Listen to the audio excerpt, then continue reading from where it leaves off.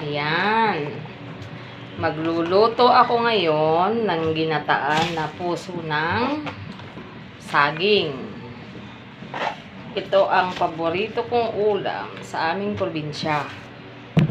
Ayan, nakikita nyo, binabalatan ko yung puso ng saging. Ang puso ng saging, lahat ng mapupula ay tinatanggal kasi hindi yan kasama.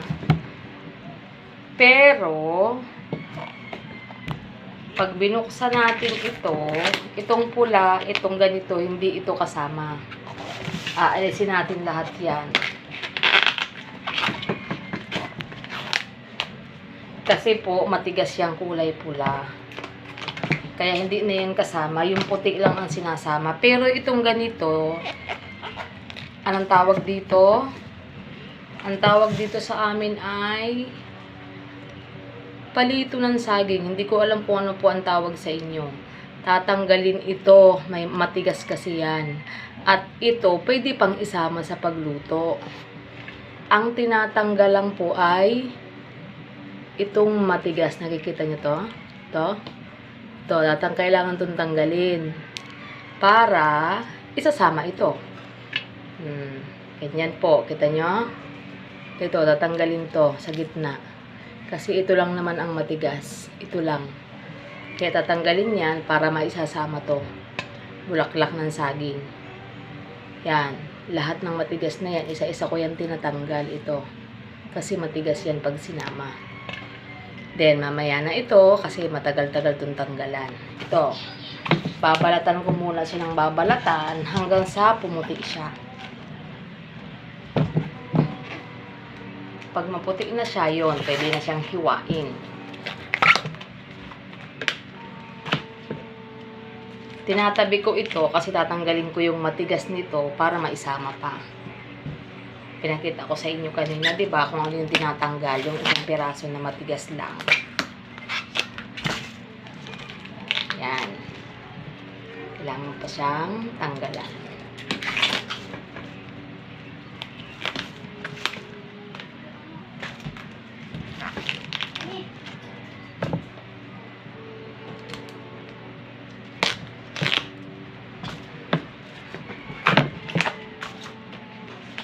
Ayan.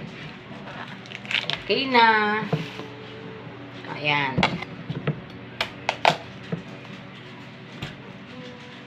Pagkatapos tanggalin yung lahat ng red, ito na yung gugulayin. Wala na yung mga red na iba kasi matigas yung red.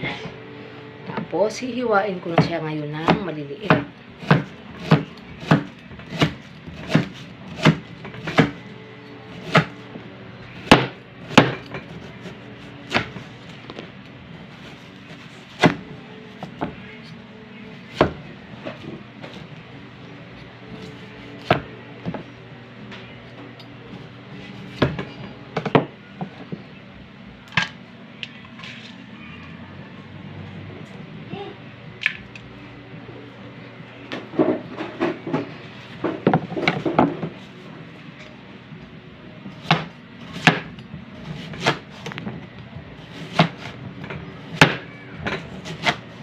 Pagkatapos itong hiwain, ginugumos pa ito sa kaunting asin para lumambot bago gataan. Pero ang gulay na puso ay marami pong pwedeng magawa. Pwede rin itong lutuin ukoy, pwede ring bola-bola, pwede ring salad. Pero ang mas gusto ko dito ay ginataan.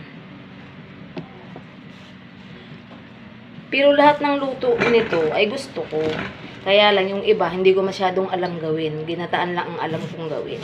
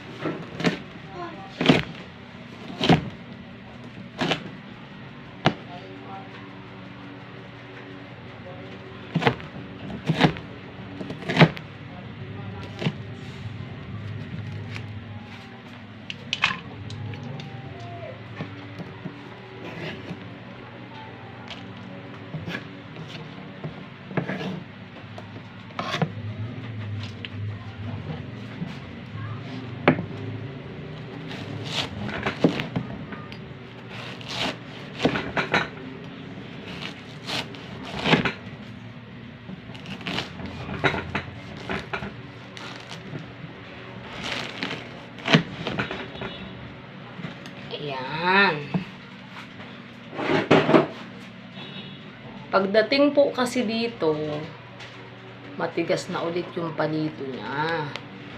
Kaya, tatanggalin ko ito ulit. Pero ito, isasama pa. Ito lang bulaklak ng saging ang tatanggalin ko. Pagkatanggal ko nito, tatanggalin ko ulit yung matigas. Ito. Ito. Palito ang tawag nito sa amin. Hindi ko po alam kung anong tawag nito sa inyo. Matigas siya, kaya itatapon siya. Bale, ito lang ang isasama. Yung pinagtanggalan ng bulaklak ng saging. Yan. Pero ito, dahil maputi ito at malambot, isasama ko to. Yan. Ang isasama ko po ang sahog dito ay pwedeng tinapa at saka karning baboy. Pero igigisa ko muna siya, ang baboy. Kaya kailangan ko kunahin ang bawang.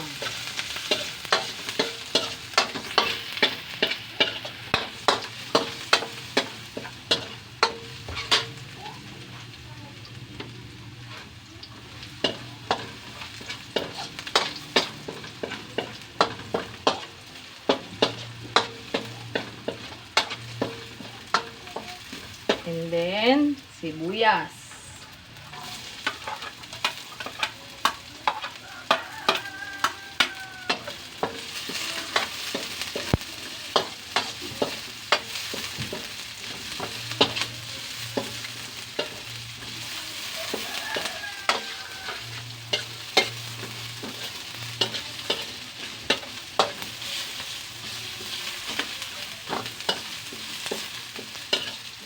Pagkatapos, ilalagay ko na yung baboy.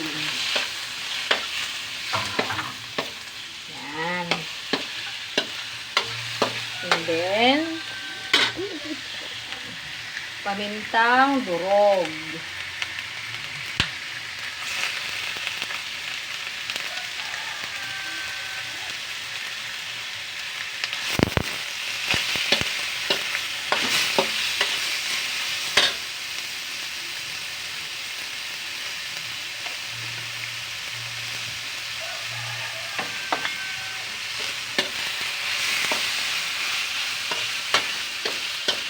Kailangan lang medyo papulahin natin yung baboy bago ilalagay ang gata.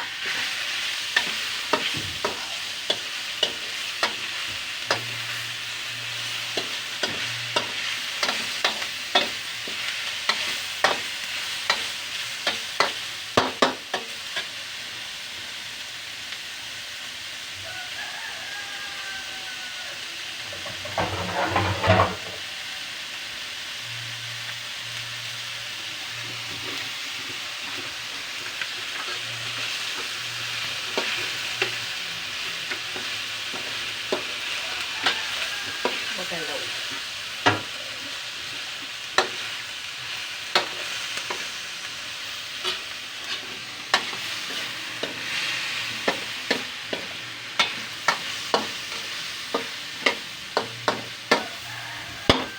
Takpan natin ng kaunting oras.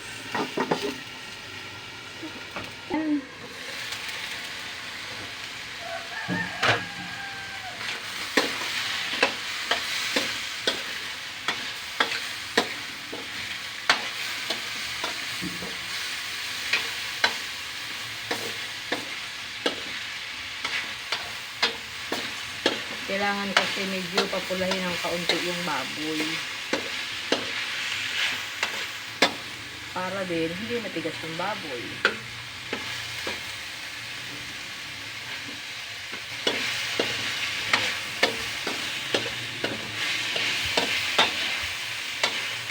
Lagyan natin ng magic sarap o kaya ay ginisa mix, pwede rin.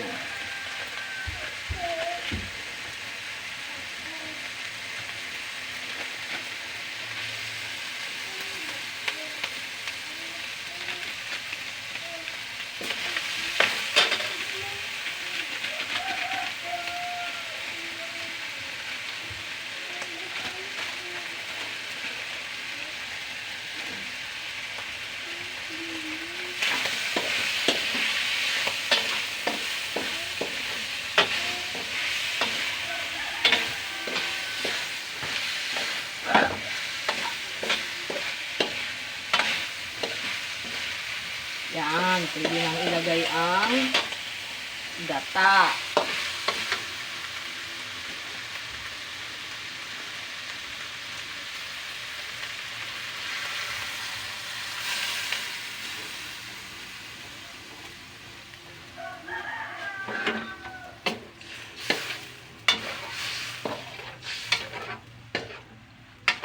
Ito po yung unang gata. Kapag nagkulo, ilalagay natin yung puso. Lagyan din natin syempre ng sili.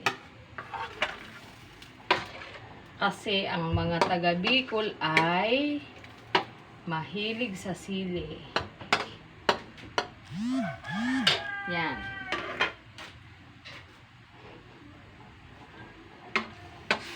May dagdag pampalasa pa yan. Kasi dapat tinapa ang ilalagay ko.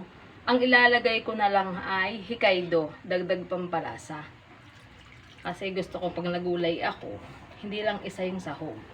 Kaya ang inilagay ko sa kanya, baboy at saka tinapa dapat. Kaya lang walang tinapa. Kaya Hokkaido na lang. Mahirap ang tinapa sa Maynila.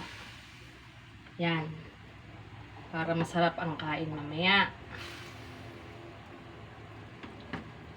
Yan. Hintayin lang po natin kumulo bago ilagay yung puso. Kasi mayroon pang huling gata na ilalagay pagkatapos na ilagay ng puso para maganda ang gata.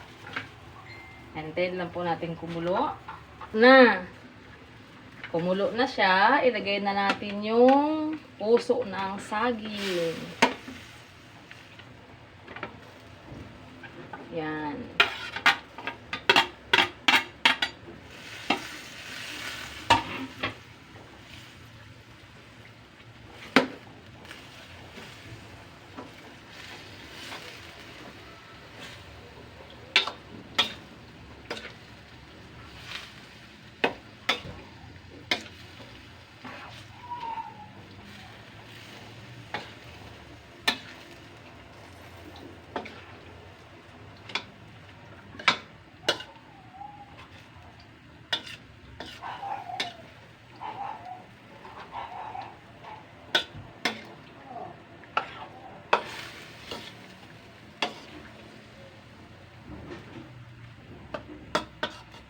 Yan, nailagay na natin yung puso ng saging. Takipan natin ulit. Hintayin natin ulit na kumulo.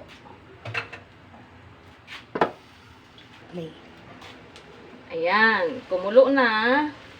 Kailangan natin ulit buksan at ilagay ang unang gata. Ang tawag nila dito ay kakang gata. Kailangan natin siyang ilagay.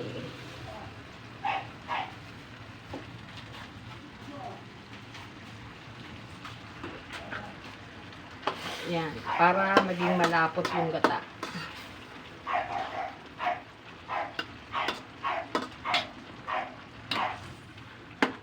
So ngayon, hintayin natin ulit na pahibasin ng kaunti yung gata at lumapot.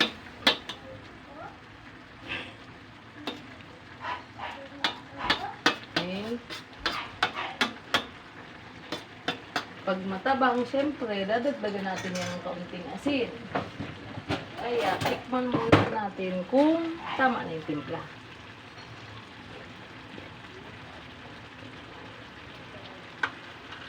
Yan. Medyo matabang siya. Asin ang kailangan.